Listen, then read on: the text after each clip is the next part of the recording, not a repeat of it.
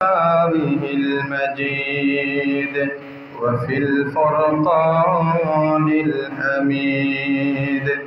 أعوذ بالله من الشيطان الرجيم. بسم الله الرحمن الرحيم. وإذ قال لقمان لابنه وهو يعظه يا بني لا تشرك بالله إن الشرك لظلم عظيم. وقال تعالى في شان حبيبه ومحبوبه ومعشوقه: إن الله وملائكته يصلون على النبي يا أيها الذين آمنوا صلوا عليه وسلموا تسليما. اللهم صل على محمد وعلى آل محمد كما صليت على إبراهيم وعلى آل إبراهيم إنك حميد مجيد.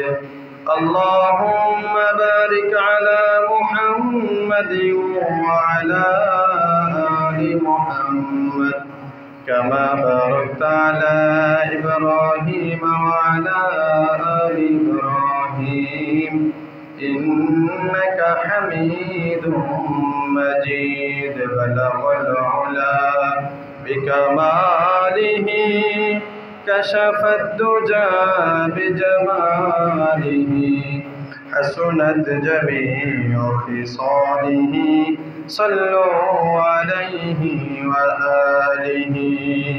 سبحانك لا علم لنا إلا ما علمتنا إنك أنت العليم الحكيم.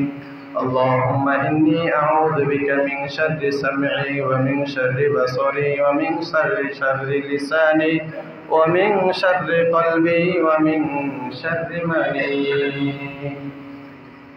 محترم হাজিরিন, শ্রদ্ধেয় মুরব্বিয়ানে কিরাম, মুসল্লিয়ানে ইজম, দিন প্রিয়, ইসলাম প্রিয়, কোরআন প্রিয়, নবী প্রিয় ভাইয়েরা, মহান রব্বুল আলামিনের দরবারে লক্ষ কোটি শুকরিয়া, যিনি অত্যন্ত আদর করে, মায়া করে, যাচাই করে, বাছাই করে, দুনিয়ার সমস্ত ঝামেলা থেকে মুক্ত করে আজকে জুমার দিন, সপ্তাহের সর্বশ্রেষ্ঠ দিন, আমাদেরকে মসজিদে আগে আগে আসার তৌফিক দান করেছেন।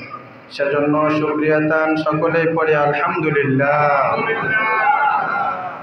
লক্ষ কোটি দুরূদ ও সালাম বিশ্ব মানবতার মুক্তির দূত আকায়ে নামদারে তাজদারে মদিনা সরকারে দু আলম সরওয়ারে দু আলম সরওয়ারে কায়নাত রহমাতুল লিল আলামিন কুদওয়াতুল লিল মুমিনিন ইমামুল মুরসালিন খাতামুন নবিয়্যিন হযরত মুহাম্মদ মুস্তাফা সাল্লাল্লাহু আলাইহি ওয়াসাল্লামের উপর। মুহতারাম হাজিরিন, আজকে আমরা যে জুমাতে উপনীত হয়েছি আরবি মাস অনুযায়ী পবিত্র শাবান মাসের 14তম তারিখ, অত্যন্ত বরকতময় একটি রাত্র আমাদের সম্মুখে আসতেছে।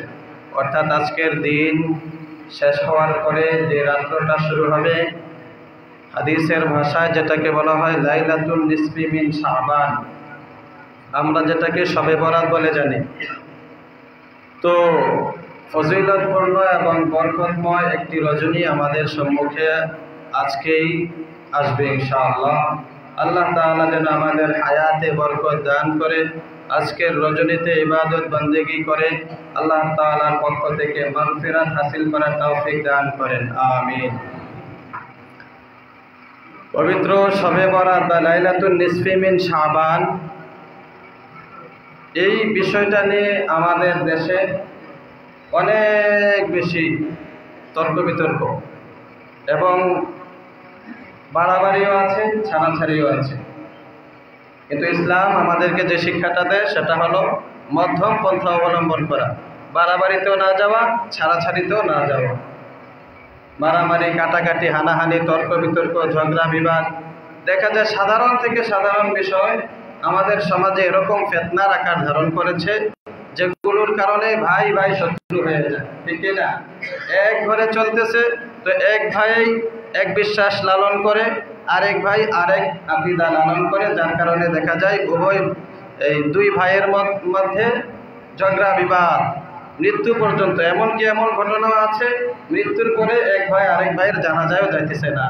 এই ঘটনা আমাদের দেশে ঘটতেছে। কারণ কি? সে অমুক আকীদা লালন করেছে, আমি অমুক আকীদা লালন করেছি, অতএব তার জানাজায় আমি যাব না। এগুলো খুব বাড়াবাড়ি, আমাদের দেশে এই বাড়াবাড়িগুলো খুব বেশি হচ্ছে। শুধুমাত্র শবে বরাত নয়, আরও বিভিন্ন বিষয় নিয়ে। শবে বরাত এটা একটা অন্যতম বিষয়, এটাকে নিয়ে এই ধরনের বাড়াবাড়ি হয়ে থাকে, আবার ছাড়াছাড়িও হয়ে থাকে। তো আমরা বাড়াবাড়িতেও যাব না, ছাড়াছাড়িতেও যাব না, মাঝামাঝিতে থাকবো, মধ্যম পন্থা অবলম্বন করবো ইনশাআল্লাহ।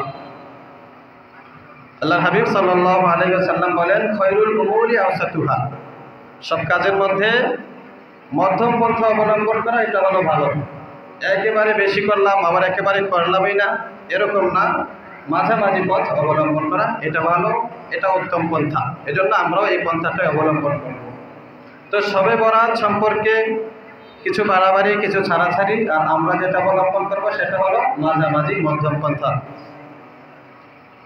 যারা শবে বরাতের ছাড়াছাড়ি করে, অর্থাৎ শবে বরাতকে একেবারেই অস্বীকার করে, এরকম শ্রেণীর লোকও আমাদের দেশে আছে। আমাদেরই ভাই, আমাদেরই বংশের লোক, বা আমরা যাদেরকে অনুসরণ করি, এরকম অনেক লেকচার অনেক ভিডিও পাবেন। শবে বরাত বলতে কিছু নাই, শবে বরাত বিদআত, শবে বরাতের সব কিছু বিদআত বলে উড়িয়ে দেয়, এরকম শ্রেণীর লোকও আছে। তো তাদের সাথে ঝগড়া লিপ্ত হওয়া যাবে না। এই শবে বরাত সম্পর্কে কিছু আছে কিনা আমরা কোরআন ও হাদিস রিসার্চ করলে আমরা যেগুলো পাই সেগুলো মানুষদেরকে বলে থাকি। আর যারা বলেন কিছু নাই, তারা হয়তো পান নাই বা পাইলেও তাদের মন মতো হয় না, বা যে কোনো কারণে তারা সেটা নিষেধ করতেছেন, ঠিক আছে, তারা নিয়ে থাক। তারা যদি এভাবে চলতে পারে চলুক, তাদের সাথে আমাদের ঝগড়া বিবাদে লিপ্ত হওয়ার কোনো প্রয়োজন নাই। প্রথম কথা হলো এই শবে বরাত, যদিও আমরা বলে থাকি শব্দটা, কিন্তু হাদিসের ভাষা অনুযায়ী এটাকে বলে লাইলাতুন নিসফি মিন শাবান। আর এটা স্বাভাবিক, হাদিস তো আরবি ভাষায় নাজিল হয়েছে, আরবি ভাষায় নবীজির বাণী, তো সেই হিসাবে আরবিতেই থাকবে। আর আমরা বাঙালি জাতি, আমাদের ভাষা, আমরা বাংলাদেশি, আমাদের ভাষা বাংলা ভাষার সাথে আরও অনেক ভাষা মিশ্রণ ঘটেছে। অনেক ক্ষেত্রে আমরা ইংরেজি শব্দ ব্যবহার করি, অনেক ক্ষেত্রে ফার্সি শব্দ ব্যবহার করি, অনেক ক্ষেত্রে আবার উর্দু শব্দ ব্যবহার করে থাকি। চেয়ার বলতেছি, এটা তো বাংলা না, ইংরেজি শব্দ।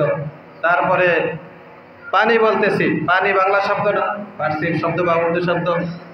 নামাজ, সরাসরি যে শব্দটাকে নামাজ বলি, এটাও বাংলা শব্দ না, আরবিতে সালাত, বাংলাতে প্রার্থনা।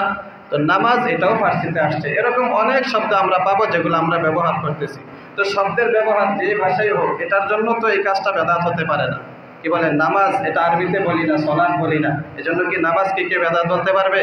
বলতে পারবে না। শব্দ যেটাই হোক, ইবাদত যেটা আছে এটা হইলেই তো হইলো। শব্দ এক একজন এক একটা বলতেছে, বলুক না, এটার জন্য তো পুরা ইবাদতকে আমি বেদাত বলতে পারি না। তো লাইলাতুন নিসফি মিন শাবান এই শব্দে হাদিসের মধ্যে এসেছে। একটা কিতাবের নাম আছে সহিহ ইবনে হিব্বান, সহিহ ইবনে হিব্বান, অর্থাৎ ইবনে হিব্বান রহমতুল্লাহি আলাইহি উনি কিতাবটা লিখেছেন, হাদিস সংকলন করেছেন, এবং হাদিসের মধ্যে যেগুলো বিশুদ্ধ হাদিস সেগুলো তিনি জমা করেছেন।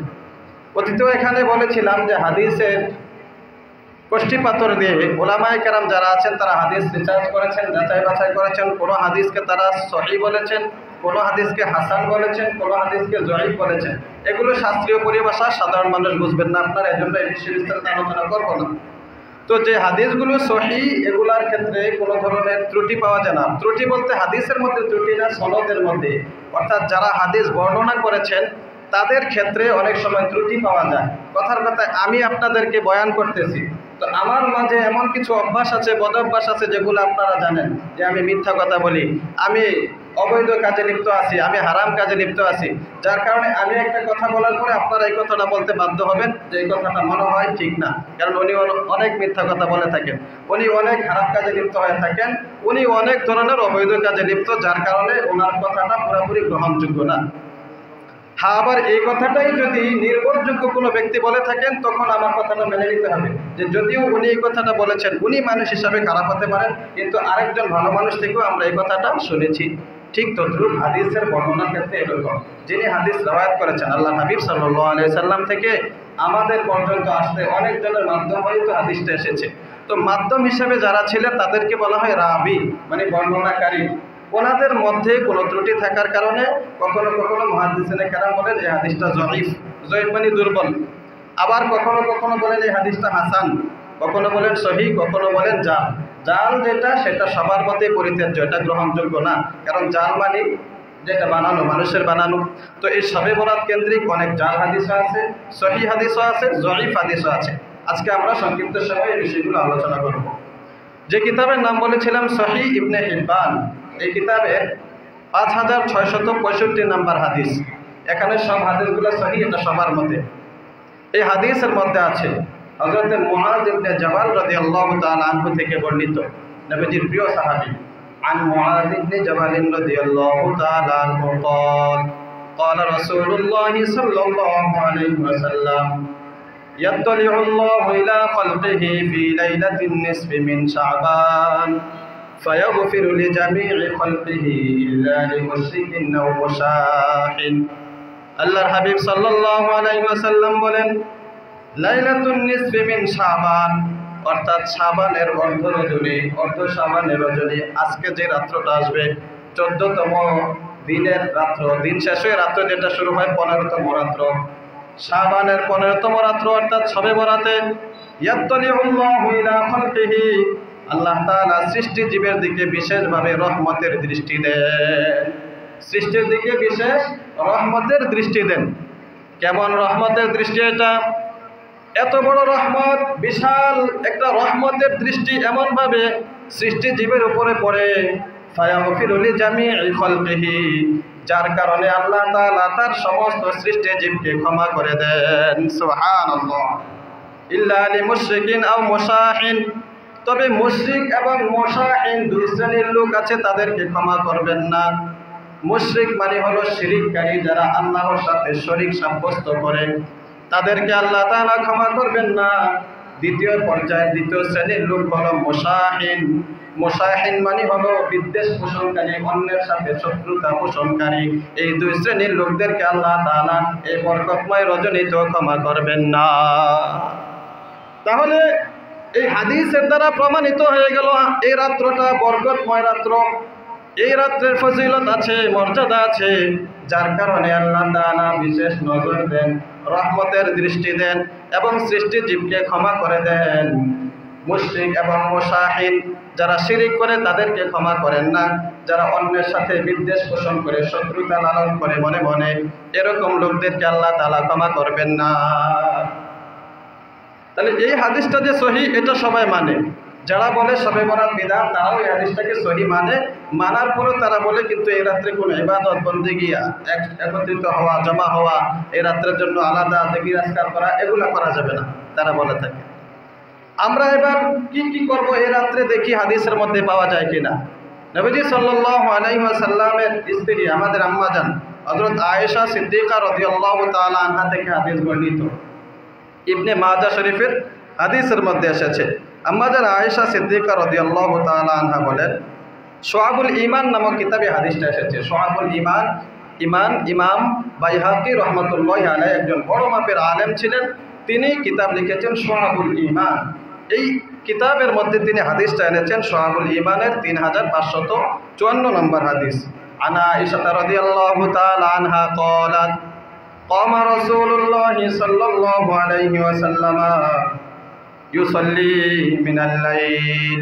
আয়েশা সিদ্দিকা রাদিয়াল্লাহু তাআলা আনহা বলেন, নবীজি সাল্লাল্লাহু আলাইহি ওয়াসাল্লাম রাতের বেলা একদিন নামাজ পড়তে দাঁড়ালেন, এক রাত্রে নামাজ পড়তে দাঁড়ালেন। ফাতালা সুজুদা, নামাজ পড়া অবস্থায় সেজদাকে অনেক বেশি লম্বা করলেন, দীর্ঘ সেজদা দিলেন। দীর্ঘ সেজদা দেওয়ার কারণে আমার মনে সন্দেহ হয়ে গেল, নবীজি সাল্লাল্লাহু আলাইহি ওয়াসাল্লাম অনেকক্ষণ সেজদা দিয়ে আছেন, উঠতেছেন না, ব্যাপারটা কি? হাত্তা জানান্তু আন্নাহু ক্বাদ কুবিদ, আমি ধারণা করলাম না জানি আমার হাবিব সাল্লাল্লাহু আলাইহি ওয়াসাল্লাম আমাদেরকে এতিম বানিয়ে দুনিয়া ছেড়ে চলে গেলেন কিনা। আশঙ্কা করতে লাগলাম, হায় হায়, আল্লাহ নবী সাল্লাল্লাহু আলাইহি সাল্লাম কি বিদায় নিয়ে গেলেন? অনেকক্ষণ হয়েছে সেজদা দিয়েছেন, সেজদা থেকে উঠতেছেন না, যার কারণে আমার ভয় হয়ে গেল। ফাহাররাতু ইবহামাহু, আয়েশা সিদ্দিকা রাদিয়াল্লাহু তাআলা আনহা বলেন, আমি নবীজি সাল্লাল্লাহু আলাইহি ওয়াসাল্লামের পায়ের বৃদ্ধাঙ্গুলিকে নাড়া দিলাম। নামাজ পড়তেছে সেজদায় নবীজি, তো নড়তেছেন না, সেজদা থেকে উঠতেছেন না। নবীজি কি জীবিত আছেন, দুনিয়াতে আছেন, নাকি আমাদের থেকে এতিম করে চলে যাচ্ছেন? এটা আমি যাচাই করার জন্য পায়ের আঙ্গুলে নাড়া দিলাম। হাররাতু ইবহামাহু, ইবহাম মানে এই বৃদ্ধাঙ্গুলিকে বলা হয়, পায়ের বৃদ্ধাঙ্গুলিকে নাড়া দিলাম। ফাতাহাররাকা, ফলে নবীজির আঙ্গুল নড়ল, বুঝতে পারলাম নবীজি জীবিত আছেন, আমাদের ছেড়ে চলে যান নাই। ফালাম্মা রাফা রাসাহু মিনাস সুজুদ, সেজদা থেকে যখন আল্লাহর হাবিব সাল্লাল্লাহু আলাইহি ওয়াসাল্লাম মাথা উঠালেন, ওয়া ফারাগা মিনাস সালাতি, নামাজ শেষ করলেন। নামাজ শেষ করার পরে নবীজি আমাকে বললেন, ক্বালা ইয়া আয়েশা আও ক্বালা ইয়া হুমায়রা। আয়েশা বলেন, নবীজি তখন আমাকে বললেন, হে আয়েশা, অথবা নবীজি সাল্লাল্লাহু আলাইহি ওয়াসাল্লাম আদর করে আমাকে বললেন, হে হুমায়রা। নবীজি আদর করে স্ত্রীকে বলতেন হুমায়রা। আয়েশা রাদিয়াল্লাহু তাআলা আনহা একটু সুন্দরী ছিলেন, এজন্য বলতেন হুমায়রা। হুমায়রা মানে লালি, লাল টুকটুকে। তো মানুষের কিছু এরকম থাকে, তারা লাল ধরনের হয়ে থাকে, এজন্য মাঝে মধ্যে নবীজি আদর করে আম্মা জান আয়েশাকে এভাবে ডাক দিতেন। আয়েশা রাদিয়াল্লাহু তাআলা আনহা বললেন, তখন নবীজি আমাকে ডাক দিলেন, ইয়া আয়েশা আও ইয়া হুমায়রা, হে আয়েশা, জনান্তি আন্নান নাবিয়্যা ক্বাদ খাসা বিকি। আয়েশা, তুমি কি ধারণা করেছো যে নবী সাল্লাল্লাহু আলাইহি ওয়াসাল্লাম তোমার সাথে তোমার হক নষ্ট করেছে, এমনটা তুমি মনে করেছো কিনা? হক নষ্ট করা মানে হলো, আল্লাহর হাবিব সাল্লাল্লাহু আলাইহি ওয়াসাল্লাম স্ত্রীদের কাছে এক এক দিন এক এক স্ত্রীর কাছে যাইতেন এবং সেটা ভাগ করা ছিল, এই দিন এই স্ত্রীর কাছেই থাকবেন, অন্য স্ত্রীর কাছে যাবেন না। তো নবীজি বললেন, আয়েশা, তুমি কেমন মনে করেছো যে আমি তোমার ঘর ছেড়ে অন্য কোনো স্ত্রীর কাছে চলে গিয়েছি? আয়েশা রাদিয়াল্লাহু তাআলা আনহা বললেন, লা ওয়াল্লাহি ইয়া রাসূলুল্লাহ, আল্লাহর কসম, ইয়া রাসূলুল্লাহ, না, আমি এমনটা মনে করি নাই। বাল জানান্তু আন্নাকা ক্বাদ কুবিলতা, বরং আমি ধারণা করেছিলাম, আশঙ্কা করতেছিলাম, আপনি মনে হয় আমাদের থেকে বিদায় নিয়ে গিয়েছেন। এই ভয়ে, এই আশঙ্কায় আপনার পায়ের আঙ্গুলিতে নাড়া দিয়েছিলাম। নবীজি বললেন, ও আয়েশা, আতাদরিনা আইয়ু লাইলাতিন হাদিহি, আয়েশা, জানুনি আজকের রাত্রটা কি রাত্র, কোন রজনী? আয়েশা রাদিয়াল্লাহু তাআলা আনহা বললেন, আল্লাহু ওয়া রাসূলুহু আলাম, আল্লাহ এবং আল্লাহর রাসূলই ভালো জানেন। আল্লাহর হাবিব সাল্লাল্লাহু আলাইহি ওয়াসাল্লাম বলেন, হাদিহি লাইলাতুন নিসফি মিন শাবান, আজকের রাত্রটা হলো লাইলাতুন নিসফি মিন শাবান, অর্থাৎ শবে বরাতের রাত্র। সুবহানাল্লাহ, আজকের রাত্রটা শবে বরাতের রাত্র, এজন্য আমি এত লম্বা সেজদা দিয়ে আছি। ইন্নাল্লাহা ইয়াত্তালিউ ফি হাদিহিল লাইলা, আল্লাহ তাআলা আজকের রজনীতে বান্দাদের দিকে বিশেষ নজর দেন, আলা ইবাদিহি, বান্দাদের প্রতি বিশেষ নজর দেন। ফায়াগফিরু লিল মুস্তাগফিরিন, ফলে যারা ইস্তেগফার করে অর্থাৎ ক্ষমা চায় তাদেরকে ক্ষমা করে দেন। সুবহানাল্লাহ। ওয়া ইয়ারহামুল মুস্তারহামিন, যারা দয়া চায়, অনুগ্রহ চায়, তাদের প্রতি আল্লাহ তাআলা অনুগ্রহ করেন। সুবহানাল্লাহ। তাহলে আমরা বুঝতে পারলাম আল্লাহর হাবিব সাল্লাল্লাহু আলাইহি সাল্লাম সেজদায় লুটিয়ে পড়েছিলেন, দীর্ঘ সময় পর্যন্ত এই রাত্রে সেজদায় কাটিয়েছেন, ইস্তেগফার করার কথা বলেছেন, রহম চাওয়ার কথা বলেছেন। এরপরে নবীজি সাল্লাল্লাহু আলাইহি ওয়াসাল্লাম বলেন, ওয়া ইউআখিরু আহলাল হিকদি, কিন্তু বিদ্বেষ পোষণকারী যারা একজন আরেকজনের সাথে শত্রুতা রাখে, তাদেরকে আল্লাহ তাআলা তাদের অবস্থায় ছেড়ে দেন, তাদের অবস্থায় ছেড়ে দেন, তাদের জন্য আল্লাহ তাআলা রহমতের দৃষ্টি দেন না। তাহলে এই দুইটা হাদিস থেকে আমরা কি শিখতে পেলাম? এই শবে বরাতের ফজিলত অবশ্যই আছে, এবং এই শবে বরাতে আল্লাহর হাবিব সাল্লাল্লাহু আলাইহি সাল্লাম নামাজ পড়েছেন, দীর্ঘ সময় সেজদা দিয়েছিলেন, এবং এই শবে বরাতে আল্লাহর হাবিব সাল্লাল্লাহু আলাইহি ওয়াসাল্লাম বলেছেন, যারা ইস্তেগফার করবে, আল্লাহর কাছে ক্ষমা চাইবে, আল্লাহ তাআলা তাদেরকে ক্ষমা করে দেবেন। সুবহানাল্লাহ। যারা রহম চাইবে, আল্লাহ তাআলার কাছে দয়া চাবে, আল্লাহ তাআলা তাদের প্রতি দয়া করবেন। কিন্তু দুই শ্রেণীর লোকদেরকে আল্লাহ তাআলা এই রাত্রেও ক্ষমা করবেন না, মুশরিক এবং বিদ্বেষ পোষণকারী। তাহলে এই দুইটা হাদিস থেকে আমরা জানতে পারলাম যে এই রাতের ফজিলত অবশ্যই আছে এবং আল্লাহর হাবিব সাল্লাল্লাহু আলাইহি ওয়াসাল্লামও এই রাতে ইবাদত বন্দেগী করেছেন। তাহলে এই রাত্রে ইবাদত বন্দেগী করা যাবে কিনা বলেন দেখি? অবশ্যই ইবাদত বন্দেগী করা যাবে, কারণ আমরা এই হাদিস দ্বারা এটাই জানতে পারলাম। আরেকটা হাদিস সুনানে ইবনে মাজাতে আছে 1388 নম্বর হাদিস, 1388 নম্বর হাদিস, হযরত আলী কাররামাল্লাহু ওয়াজহাহু থেকে হাদিস বর্ণিত। عن علي بن أبي طالب رضي الله تعالى عنه قال قال رسول الله صلى الله عليه وسلم إذا كانت ليلة النصف من شعبان فقوموا ليلها وصوموا نهارها فإن الله ينزل فيها لغروب الشمس إلى سماء الدنيا فيقول ألا من مسترزق ألا من مستغفر لي فأغفر له ألا مسترزق فأرزقه ألا مبتلا فأعافيه ألا كذا حتى يطلع الفجر। আলী রাদিয়াল্লাহু তাআলা আনহু বলেন, নবীজি সাল্লাল্লাহু আলাইহি ওয়াসাল্লাম বলেছেন, ইযা কানাত লাইলাতুন নিসফি মিন শাবান, যখন লাইলাতুন নিসফি মিন শাবান আসবে অর্থাৎ শবে বরাত আসবে, ফাকুমু লাইলাহা ওয়া সুমু নাহারাহা, তখন তোমরা ওই রাতে দাঁড়িয়ে দাঁড়িয়ে নামাজ পড়বা, ওয়া সুমু নাহারাহা, এবং ওই 15তম দিনে রোজা রাখবা। ফাইনাল্লাহ ইয়াত্তালিউ, কেননা আল্লাহ রাব্বুল আলামিন ইউনাজ্জিলু ফিহা লিগুরুবিশ শামসি ইলা সামাইদ দুনিয়া, এই রজনীতে আল্লাহ তাআলা সূর্য ডোবার পরেই দুনিয়ার আসমানে এসে যান, অর্থাৎ নিকটবর্তী আসমানে এসে যান। আয়েশা বান্দাদেরকে ডাকতে থাকেন, আলা মিন মুস্তাগফিরিন লি ফাগফির লাহ, আসলে কোনো ক্ষমা প্রার্থনাকারী ক্ষমা চাইবা, আসো আমার কাছে ক্ষমা চাও, ফাগফির লাহ, আমি তার গুনাহ ক্ষমা করে দেব। সুবহানাল্লাহ। আলা মুস্তারজিকুন ফাআরযুক লাহ, আসলে কোনো রিজিক প্রার্থনাকারী, রিজিক চাইবা, রিজিকের অভাবে আছো, আমার কাছে চাও, ফাআরযুক, আমি তাকে রিজিক দান করব। আলা মুবতালান, কোনো বিপদগ্রস্ত ব্যক্তি আছো কিনা, আসো বিপদগ্রস্ত ব্যক্তি আমার কাছে আসো, ফাউআফিয়াহু, তোমাকে তোমার বিপদ থেকে উদ্ধার করে দেব। আলা কাদা, এভাবে আল্লাহ তাআলা বান্দার এক একটা প্রয়োজনের কথা বলে বলে বান্দাদেরকে ডাকতে থাকেন। নবীজি বলেন, হাত্তা ইয়াতলুআল ফাজর, ফজর উদিত হওয়া পর্যন্ত, অর্থাৎ ফজরের সময় হওয়া পর্যন্ত আল্লাহ তাআলা বান্দাদেরকে এভাবে ডাকতে থাকে। সুবহানাল্লাহ। তাহলে এই যে তৃতীয় নাম্বার হাদিসটা, এই হাদিসের ব্যাপারে মুহাদ্দিসিনে কেরাম অনেকের মত হলো এটা জয়ীফ। জয়ীফ মানে সহির পরের দ্বিতীয় সারির যে হাদিসটা জয়ীফ। জয়ীফ হাদিস মানে দুর্বল হাদিস। আর দুর্বল হাদিসের ব্যাপারে শুরুতে আমরা বলেছিলাম, যদি ইবাদতের ব্যাপারে সহি কোনো হাদিস থাকে, বিশুদ্ধ হাদিস থাকে, তাহলে এই ইবাদতকে মেনে নেওয়ার জন্য দুর্বল হাদিস থাকলে সেটাকে মানতে কোনো সমস্যা নাই। আর এই কিতাবটা ইবনে মাজাহ শরীফে আছে, যেমন তেমন কিতাব না, দাওরায়ে হাদিসে যে কিতাবটাকে পড়ানো হয় ইবনে মাজাহ শরীফ, এই কিতাবে এই হাদিসটা উল্লেখ আছে। তাহলে এখানে যেই ইবাদতের কথা বলা হয়েছে যে রাতের বেলায় তোমরা ইবাদত করো, দিনের বেলায় রোজা রাখো, অর্থাৎ পরের দিন 15তম রাত্র হলো আজকে রাত্রটা যেটা শুরু হবে, 15তম রাত্রে তোমরা ইবাদত করো, 15তম দিনে তোমরা রোজা রাখো, মানে পরের দিন, আগামীকালকে যে দিনটা আসতেছে।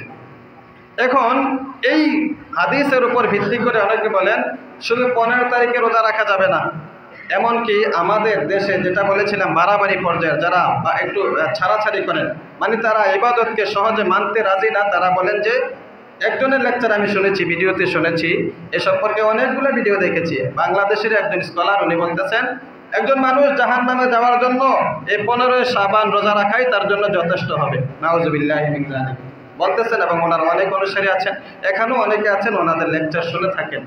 তো আমি অনুরোধ করব বিরোধিতায় না যাই, এভাবে উস্কানিমূলক বক্তব্য না দিই, এভাবে কারো বক্তব্য শুনে কারো বিরুদ্ধে না লেগে যায়, এটা হলো আমাদের প্রতি দায়িত্ব, কর্তব্য থাকবে। যারা ছাড়াছাড়ি করে তারা বলে এই রাত্রে ইবাদত করা যাবে না, এই রাত্রে কোনো ধরনের ইবাদত নাই, ফজিলত আছে সেটা আল্লাহ তাআলা ক্ষমা করে দিবেন, ঠিক আছে, কিন্তু এটার জন্য আলাদা ইবাদত বন্দেগী করা যাবে না, রোজা রাখা যাবে না। তো এই কথার জবাবে ইবনে রজব হাম্বলি রহমতুল্লাহি আলাইহি গত জমাতেও যার কিতাব থেকে আলোচনা করেছিলাম, ইবনে রজব হাম্বলি রহমতুল্লাহি আলাইহি একজন বিখ্যাত বুজুর্গ আলেম ছিলেন। তিনি বলেন, যদিও এই হাদিসটা দুর্বল, সেই হিসাবে 15 তারিখে রোজা রাখা এটা শক্তিশালী নাও হতে পারে, কিন্তু অন্য দিকের বিবেচনায় 15 তারিখে রোজা রাখাটা দোষের কিছু না। সেটা কি? সহিহ হাদিস দ্বারা প্রমাণিত আছে, আল্লাহর হাবিব সাল্লাল্লাহু আলাইহি সাল্লাম শাবান মাসে বেশি বেশি রোজা রাখতেন, যেটা আমরা এই শাবান মাসের শুরুতে বলেছিলাম, প্রথম জমাতে বলেছিলাম যে নবীজি রমজানের পরে সবচাইতে বেশি রোজা রাখতেন যেই মাসে, সেই মাসটার নাম হলো শাবান মাস। তাহলে এই মাসে তো আল্লাহর হাবিব সাল্লাল্লাহু আলাইহি সাল্লাম বেশি বেশি রোজা রাখতেন। কোনো বর্ণনা আছে 27 তারিখের আগ পর্যন্ত, এই মাসের 27 তারিখ পর্যন্ত নবীজি রোজা রাখতেন, শেষে 2-3 দিন বাদ দিতেন। কোনো বর্ণনা আছে লাগাতার 15 দিন রোজা রাখতেন। তো আমরা তো সহিহ হাদিস দ্বারা এটা জানতে পারি যে নবীজি সাল্লাল্লাহু আলাইহি সাল্লাম শাবান মাসে বেশি বেশি রোজা রাখতেন। আরও বিশুদ্ধ হাদিস দ্বারা প্রমাণিত আছে যে আল্লাহর হাবিব সাল্লাল্লাহু আলাইহি সাল্লাম প্রতি মাসে 3টি রোজা রাখতেন, প্রতি মাসে বিশেষ করে 3টি রোজা রাখতেন, শাবান ছাড়াও। এই 3টি যে কোনো দিনও হতে পারে, কিন্তু অন্য হাদিসে স্পষ্ট আছে নবীজি যে 3টা রোজা বিশেষভাবে রাখতেন সেটা ছিল প্রতি মাসের প্রতি চাঁদের 13, 14, 15, 13, 14, 15 এই 3 দিন নবীজি বিশেষভাবে রোজা রাখতেন। তাহলে আগামীকালকে যে দিনটা, এটা তো 15 তারিখে, কি বলেন, আরবি মাস অনুযায়ী 15 তারিখ, তো 15 তারিখে রাখলে একদিক দিয়ে নবীজির সাথে মিলে গেল যে নবীজি প্রতি মাসে 3 দিন রোজা রাখতেন। সেই হিসাবে আমরা 3 দিন না পারি, কমপক্ষে 1 দিন রাখলাম। আবার নবীজি শাবান মাসে বেশি রোজা রাখতেন, তো আমরা অন্য মাসে পারি না নফল রোজা রাখতে, এই মাসে নফল রোজা রাখলাম, কমপক্ষে একটা হলেও রাখলাম। তো এটা তো দোষের কিছু না, কি বলেন, দোষের কিছু? এটা দোষের কিছু না, সেই হিসাবে আমরা রোজা রাখতে পারি। হ্যাঁ, শাবানের আলাদা ফজিলত এটা না থাকলেও আল্লাহর হাবিব সাল্লাল্লাহু আলাইহি সাল্লাম যে সুন্নাহ আমাদের জন্য রেখে গিয়েছেন যে প্রতি মাসে 3টি রোজা রাখা, আইয়ামে বীজের রোজা অর্থাৎ 13, 14, 15 তারিখে রোজা রাখা, সেই হিসাবে আমরা একদিন তো রোজা রাখতে পেরেছি। অতএব এটাও তো দোষের কিছু না, এটাও একটা ভালো লক্ষণ। তো আগামীকালকে রোজাটা আমরা সেই হিসাবে রাখতে পারি। ইবনে রজব হাম্বলি রহমতুল্লাহ আলাইহি বলেন সেই হিসাবে ওই দিন 15 তারিখে রোজা রাখাটা মুস্তাহাব, অতএব এটা দোষের কিছু না। তো প্রিয় ভাই, এজন্য আমরা বাড়াবাড়িতে না যাই, ছাড়াছাড়িতে না যাই। বাড়াবাড়ি বলতে এই রাত্রটা ইবাদতের রাত্র, এই রাত্র অনেক ক্ষেত্রে আমরা বাড়াবাড়ি করে অনেকগুলা জাল হাদিস বর্ণনা করেছি। জাল হাদিসও এই ব্যাপারে অনেকগুলা বর্ণিত হয়েছে। জাল হাদিস মানে বানানো হয়েছে, কেউ না কেউ বানিয়েছে বিশুদ্ধ হাদিস গ্রন্থে, যেগুলো নাই। যেমন আমরা শুনে থাকি, এই কথাটা অনেকে এখন মনে করবেন যে আসমান থেকে পড়ছেন, যে হুজুরে কি কইলে এত বছর শুনে আসলাম, এটা বানানো হয়নি। 12 রাকাত নামাজ পড়ার কথা শুনছেন না? শবে বরাতে, শবে মেরাজে বিভিন্ন সময় 12 রাকাত নামাজ পড়বে এবং প্রত্যেক রাকাতে 10 বার করে কুল ওয়াল্লাহ সূরা পড়বে। এই কথাটা ভালো, এই কথাটা জাল। হ্যাঁ, নামাজ তো পড়তে পারবে, 12 রাকাত পড়লে তো দোষের কিছু না। 20 রাকাত পড়েন, 50 রাকাত পড়েন, 100 রাকাত পড়েন, কোনো সমস্যা নেই। কিন্তু শবে বরাতের জন্য আলাদা এভাবে নামাজ নির্ধারণ করা, যে 12 রাকাত পড়া, আবার প্রতি রাকাতে সূরা ফাতিহার পরে 10 বার কুল ওয়াল্লাহ পড়া, এটা নাই হাদিসের মধ্যে। হ্যাঁ, আপনি যতক্ষণ মন চায় নামাজ পড়তে পারেন, সেটা 12 রাকাত হতে পারে, 4 রাকাত হতে পারে, 100 রাকাত হতে পারে, নাও হতে পারে, এতে কোনো দোষ নাই। শবে বরাতে কেউ নামাজ পড়লো না, নফল নামাজ, গুনাহগার হবে? গুনাহগার হবে না তো। এশার নামাজ পড়ে বাড়িতে চলে গেলেন, আবার এশা ফজর পড়লেন, আল্লাহর কসম আপনার একটাও গুনাহ হবে না, কোনো গুনাহ হবে না। আপনি সহির উপর আছেন, আপনি কোনো গুনাহ করেন নাই। কিন্তু বাড়াবাড়ি করা যাবে না, ছাড়াছাড়ি করা যাবে না, বলা যাবে না যারা ইবাদত করতেছে এরা বেদাত করতেছে। আবার এই কথা বলা যাবে না 12 রাকাতই পড়তে হবে, এই রাত্রে নামাজ হলো 12 রাকাত, এটাও বলা যাবে না। তাহলে বাড়াবাড়িতেও যাওয়া যাবে না, ছাড়াছাড়িতেও যাওয়া যাবে না। আরও বর্ণিত আছে জাল হাদিসে যে এই রাত্রে হালুয়া রুটি খাওয়া, হালুয়া রুটির কথা আছে, আমি লেকচার শুনেছি। আল্লাহ হাবিব সাল্লাল্লাহু আলাইহি সাল্লামের কাছে সবচেয়ে প্রিয় খাবার ছিল হালুয়া, এই কথা বলেছেন। এবং স্কলার একজন বাংলাদেশের প্রসিদ্ধ, অনেকের কাছে তিনি প্রিয়। নাম উল্লেখ করবো না, কারণ আমার এটা অভ্যাস না, কারণ নাম নিয়ে বা কোনো দলের বিপক্ষে বলি না কখনো, স্বাভাবিকভাবে থাকার চেষ্টা করি। তো এই কথাগুলো সহিহ হাদিসের সনদে পাওয়া যায় না। মুহাক্কিক যারা হাদিস নিয়ে গবেষণা করেন তারা বলেন এই কথাগুলো হাদিসে নাই। যে হালুয়া রুটি ঠিক আছে, আল্লাহ নবী সাল্লাল্লাহু আলাইহি সাল্লাম খেয়েছেন, কিন্তু কখন খেয়েছেন? তারা বলে নবীজি সাল্লাল্লাহু আলাইহি সাল্লামের দাঁত মোবারক যখন ভেঙেছিল উহুদের যুদ্ধে, তখন নবীজি হালুয়া খেয়েছিলেন। তো সমস্যাকে হালুয়া খেয়েছেন, কিন্তু নবীজির দাঁত যে ভাঙছে সেটা তো শাবান মাসে না। নবীজির দাঁত মোবারক যে ভেঙেছে সেটা উহুদ যুদ্ধ হয়েছিল, শাবান মাসে হয় নাই। আবার হইলেও সেটার অনুসরণ করার তো এখানে কিছু নাই। নবীজি সাল্লাল্লাহু আলাইহি সাল্লাম তখন শক্ত খাবার খাইতে পারতেন না, এজন্য নরম খাবার খেয়েছিলেন হয়তো। মনে করেন আপনার বাবা বা কেউ গুরুজন এই অ্যাক্সিডেন্ট করে পা ভেঙে গেল, এখন তার দেখা দেখি তাকে আপনি অনুসরণ করেন, তার দেখা দেখি আপনার বাবা যেহেতু একটা লাঠি নিয়ে ঘোরায় করে হাঁটে, আপনিও কি এই কাজ করবেন? যদি এইভাবে লাঠি নিয়ে হাঁটতে থাকে, আপনার বাবা দেখলে কি করবেন? একটা থাপ্পড় দিব। যে আমের ঠ্যাং ভাঙছে এই জন্য এটা অনুসরণের কিছু হইলো, দোয়া করা বা কে ঠ্যাং ভেঙেছে আমার, কি আমার পা আঘাত করলো, তাদের বিরুদ্ধে পদক্ষেপ নেওয়া। তো এই কথাগুলা যেগুলো আছে বানোয়ার অনেক কথাগুলো আছে, আরও আছে। আমরা ছোটবেলাও এই কাজটা করতাম যে এই রাত্রে গোসল করা, গোসল করে আসলে তারপরে শরীর থেকে যত পানি ঝরে এই পানির সাথে গুনাহও জড়া যায়। এটাও সহিহ হাদিস দ্বারা বর্ণিত নয়, প্রমাণিত নয়। রাতের বেলা গোসল করেন কোনো সমস্যা নাই, কিন্তু এটা হাদিস আছে বা শবে বরাতের আমল এটা মনে করা যাবে না। গোসল আজকে চাইলে করতে পারেন, হালুয়া রুটি আজকে ইচ্ছা মতো খাইতে পারেন, কোনো সমস্যা নাই, কিন্তু এগুলা এই রাত্রের ফজিলত বা এই রাত্রের আমল, এই দিনের ইবাদত এগুলা মনে করা যাবে না। এটা হলো আমাদের বাড়াবাড়ি। তো আমরা এতটুকু জানতে পারলাম যে রাত্রের অবশ্যই ফজিলত আছে, মর্যাদা আছে, ইবাদত বন্দেগী করা যাবে, সেটা বাড়াবাড়িতে যাওয়া যাবে না, আবার অস্বীকারও করা যাবে না। হ্যাঁ, এখন কথা হলো একত্রিত হয়ে মসজিদে ইবাদত করা যাবে কিনা, একত্রিত হয়ে মসজিদে ইবাদত করা যাবে কিনা। এবং আরেক হাদিস আছে যেটা আপনার সামনে আমি বলতে পারি না সময়ের কারণে, যে হাদিসের মধ্যে আছে আল্লাহ হাবিব সাল্লাল্লাহু আলাইহি সাল্লাম এই রাত্রির কবর জিয়ারত করেছেন। আয়েশা রাদিয়াল্লাহু তাআলা আনহা নবীজিকে না পেয়ে গুরুস্থানে গিয়েছেন, বাকিউল বরকত, যেটাকে আমরা জান্নাতুল বাকি বলি, মসজিদে নববীর সাথে যে গুরুস্থানটা বিশাল বড় গুরুস্থান, সেখানে নবীজি কবর জিয়ারত করেছেন।